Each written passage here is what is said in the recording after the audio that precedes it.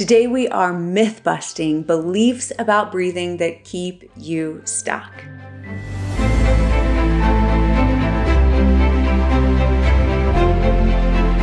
To change your beliefs about breathing, we are going to look at 3 myths and what's actually true. We're also going to look at cultural conditioning and postural cues that promote dysfunctional breathing, and I bet you do some, if not all of these. Last, we'll look at 3 strategies to shift your breathing system. Here are 3 myths about breathing. 1, you're already breathing, so it doesn't matter how you're breathing. 2, breathing is only for relaxation. 3, it's too simple to be powerful. Let's break them down one by one. Number 1, you're already breathing. It doesn't matter how you're breathing. The reality is dysfunctional breathing impacts every system in your body and leads to low-grade chronic stress. A great case study is James Nestor in his book Breathed, plugged his nose for 10 days and was only mouth breathing. When he did that, he quickly developed obstructive sleep apnea, experienced disturbed sleep, increased stress,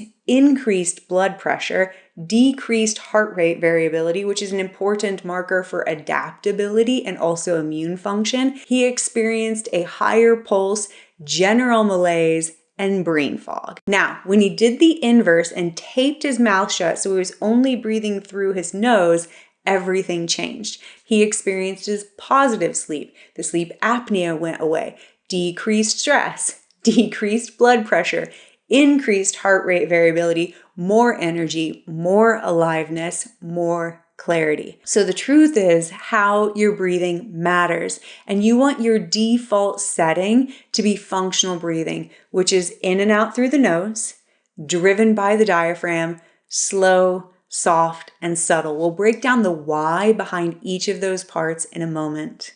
Myth number 2 is that breathing is only for relaxation. It can also be for strength, resilience, energy, and recovery. Our case study here is Wim Hof in the lab. So Wim Hof is in a lab in the Netherlands in an ice bath, and researchers inject him with an endotoxin. And through his breathing, he is able to influence his nervous system and tamp down the inflammatory response and reduce symptoms. Now, at first they said, well, you're a medical anomaly, but then he taught and trained others to do the same. So the truth is your breathing is trainable and powerful. It affects every system in your body, and it can be used for calm, absolutely, but also energy, resilience, and recovery. Myth number 3 is that breathing is too simple to be powerful. The truth is it's powerful because it's simple and always accessible. Our case study here comes from Patrick McKeown, author of Oxygen Advantage and the Breathing Cure, and it looks at how breathing influences anxiety. In one clinical trial that Patrick McKeown references, patients with moderate to severe anxiety reduced their symptoms by over 70%, learning how to breathe lightly, slowly through the nose. In McKeown's work and with supporting documents like Anxiety Free, McKeown shows how overbreathing or chronic hyperventilation, like the chest-driven shallow breathing, reduces CO2 levels, which tightens blood vessels and starves the brain of oxygen. That creates a feedback loop that fuels anxiety and panic sensations. Now, Patrick McKeown goes on to have very specific measurements of CO2 in the brain and the blood, but this is as simple as that vicious cycle you get into with the sympathetic response and the chronic hyperventilation. That short, shallow, chest-driven breathing stimulates the sympathetic response. The sympathetic response creates more short, shallow, chest-driven breathing. So you end up in that vicious cycle that leads to a sense of generalized anxiety and or panic. So the truth is breathing is powerful because it's foundational.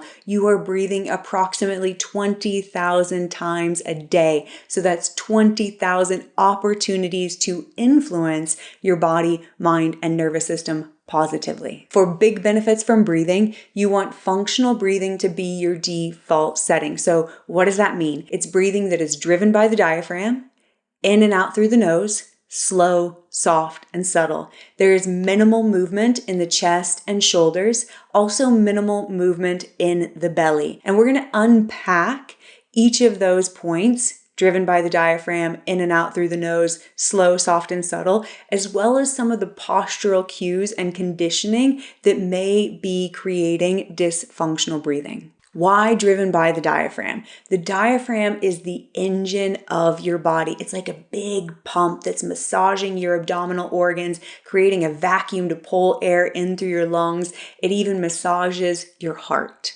The diaphragm is a muscle, and it is responsible for about 75% of your breathing when you are at rest. As a muscle, it drops down during inhale and creates a vacuum to pull air into the lungs. And then during exhale, it lifts and lofts back up. Now, if your diaphragm is not moving fully, air only goes into that upper portion of the lungs. And then you get that sense of never being able to take a full deep breath, what's called oxygen hunger. When the diaphragm widens and descends fully, air is drawn all the way down into the lower portion of the lungs, and that's where the oxygen exchange happens with the blood. And this is when you feel satisfied by your breathing. Also recall that the movement of your diaphragm will balance the branches of your nervous system. For more on that, check out Breathing to Navigate Your Nervous System. So what about the nose? Your nose acts like a filter, and it humidifies and warms the air that's coming into your body before it goes into your lungs.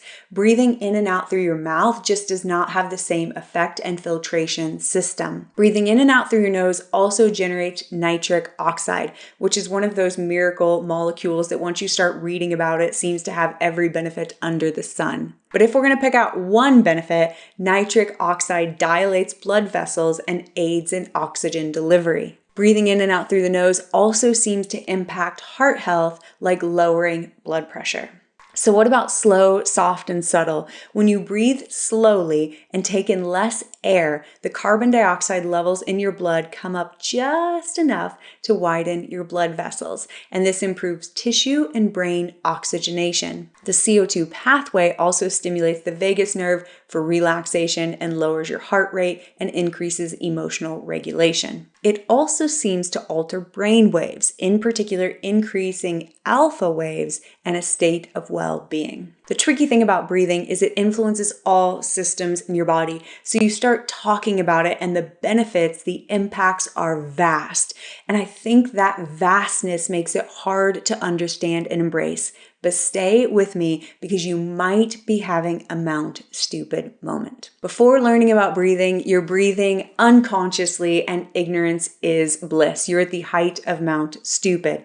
When you start to learn about breathing, you drop down into the valley of despair because now you have things to work on. You may notice habits that you don't know how to change, or you may not be able to sense the respiratory diaphragm, which it's slow twitch muscle fibers, so it's not as sensational as like your quads. So there can be a lot to wrestle with. You are suddenly in conscious incompetence, and that can be frustrating. But working with your breathing is so worth it because it influences all the systems in your body. And here are 3 ways to work with your breathing on the regular, and it's not overwhelming. You're going to pay attention. You're going to nudge the system, and that is a saying from Andy Sabatier of Academy West.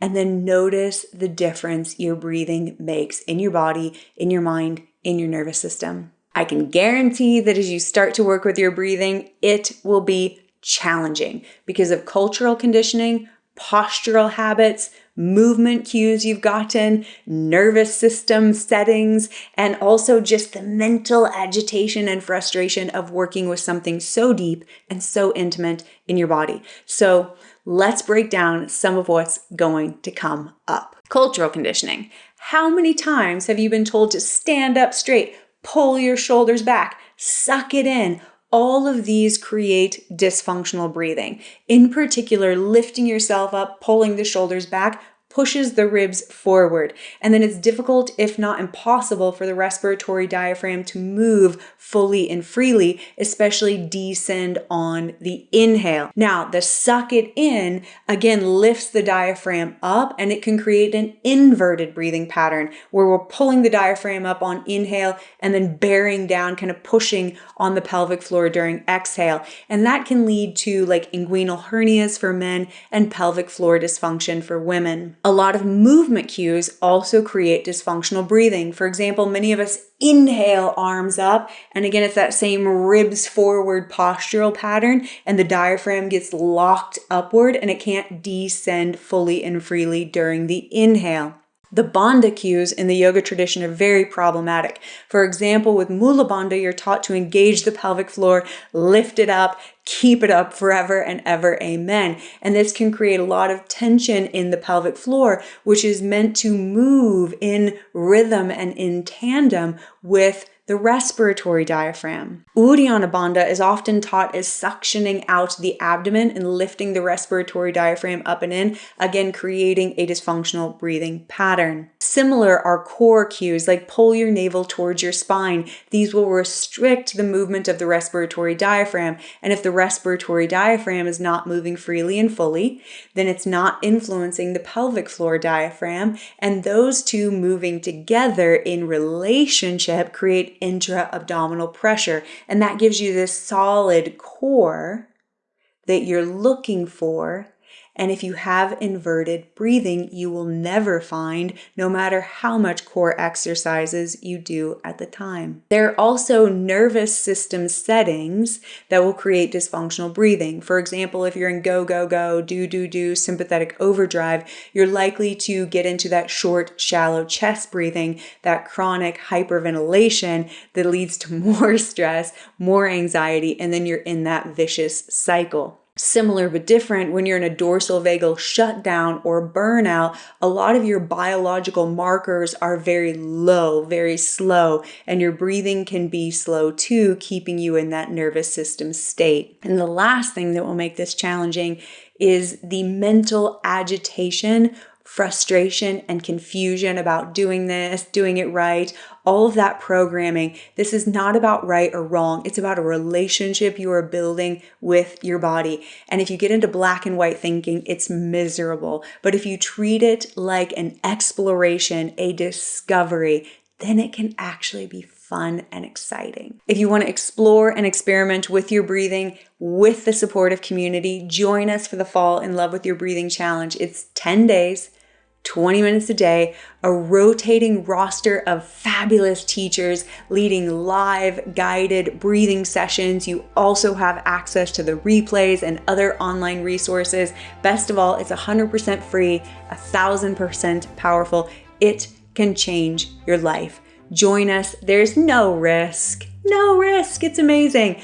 Link is below.